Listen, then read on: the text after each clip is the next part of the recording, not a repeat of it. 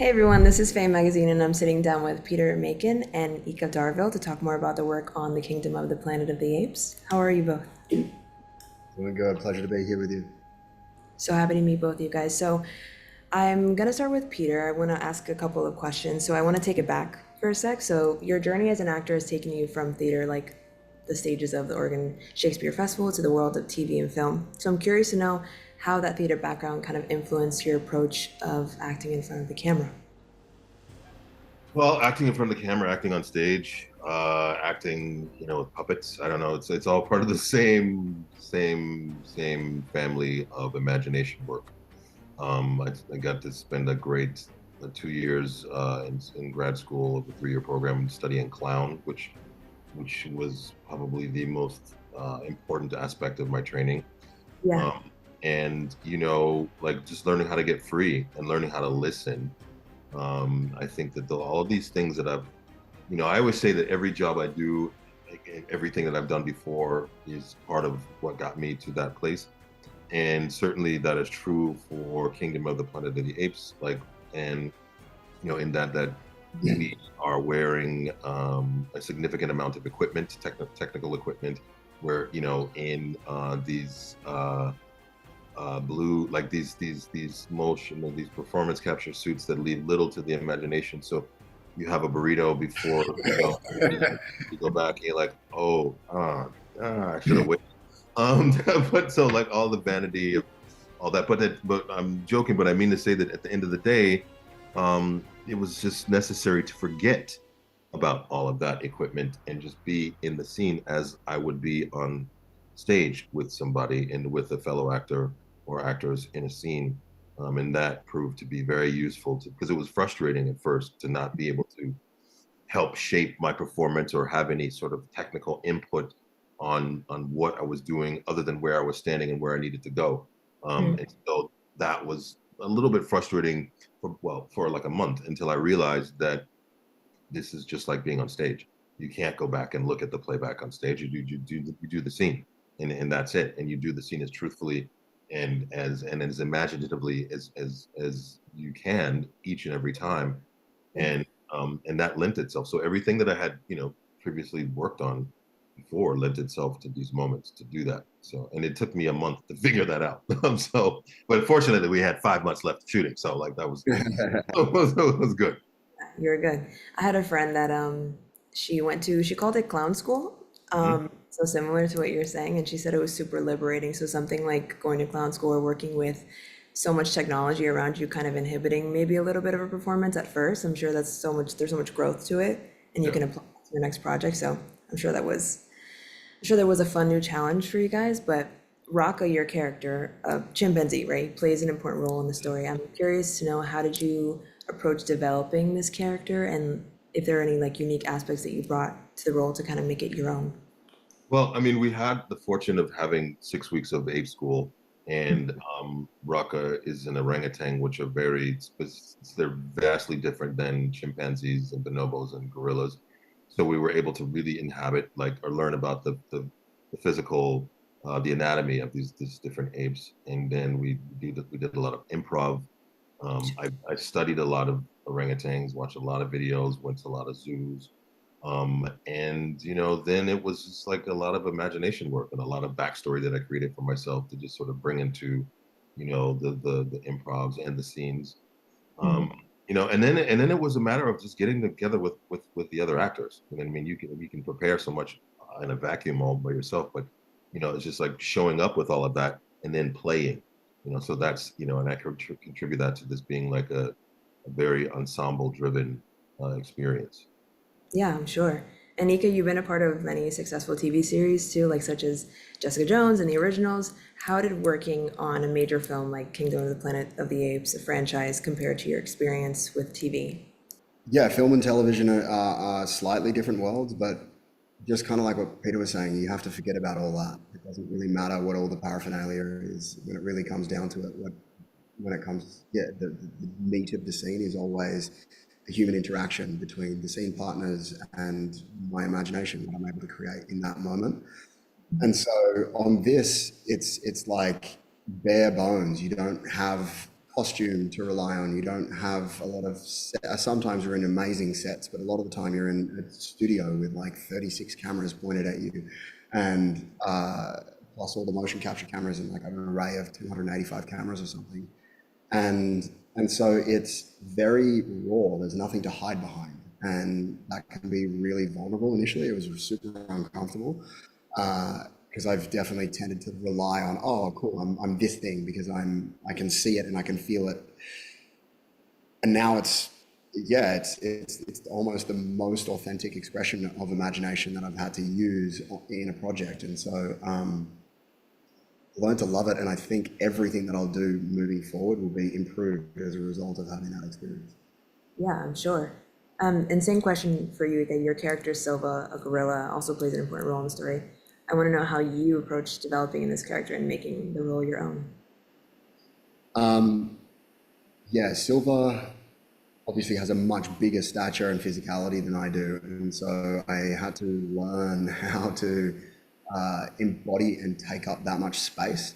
And it was something that was so rewarding for me personally. It felt like personal development work of like, how do you find domination in a scene? How do you find power exchange with other actors that you're working with? How do you place myself within the kind of kinesthetic frame of the set in order for maximal, maximal power? And so it was really such a rewarding kind of experience. And then he's super physical in the stunt sense as well. And so I spent a lot of time with Alain Gauthier, who was our movement coach, who was absolutely incredible. And getting coached by Andy Serkis.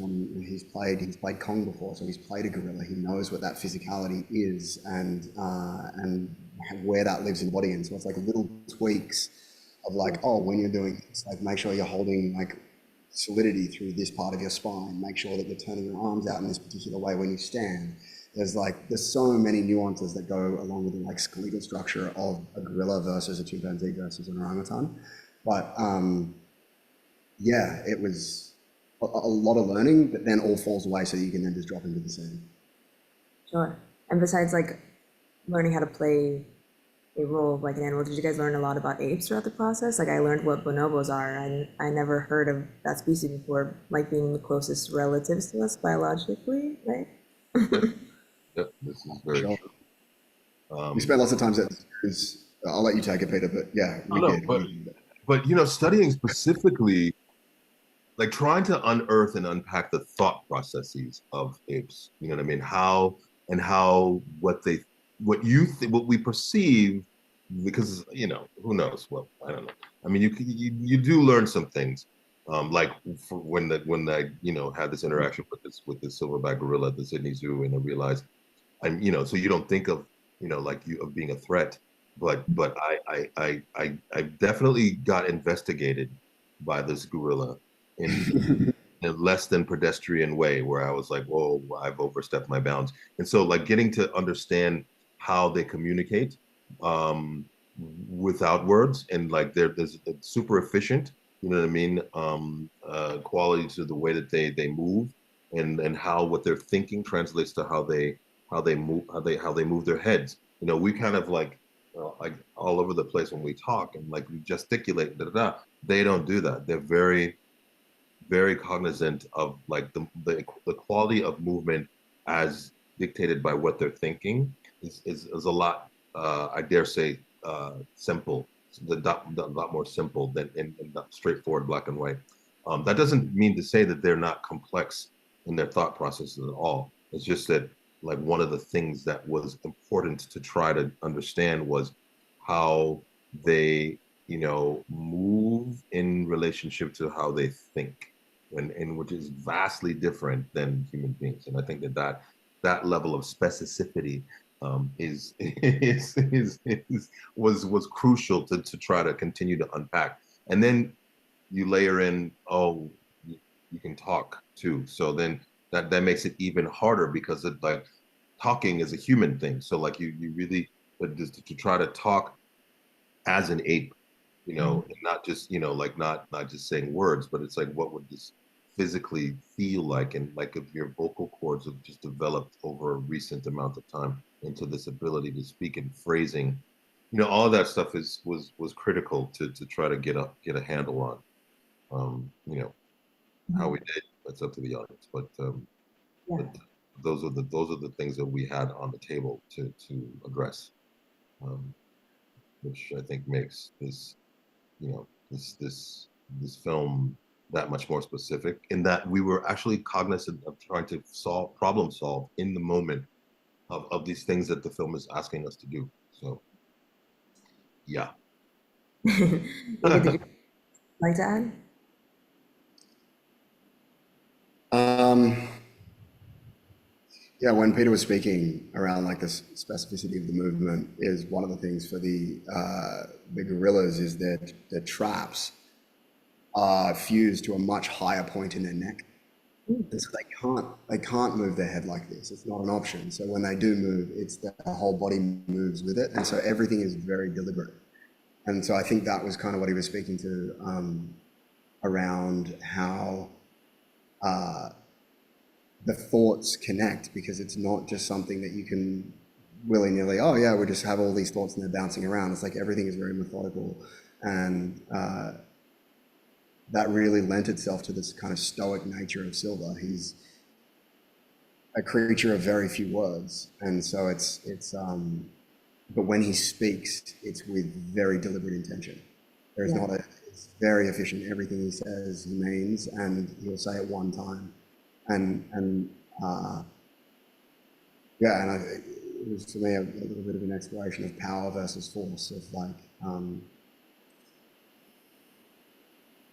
Lightning, who is Ras Samuel's character, who's kind of like my sidekick. He is this like frenetic, kind of scratchy energy that's like always needing to move and do something, as contrast with Silva's kind of like just presence. I'm here, and taking up that space. And so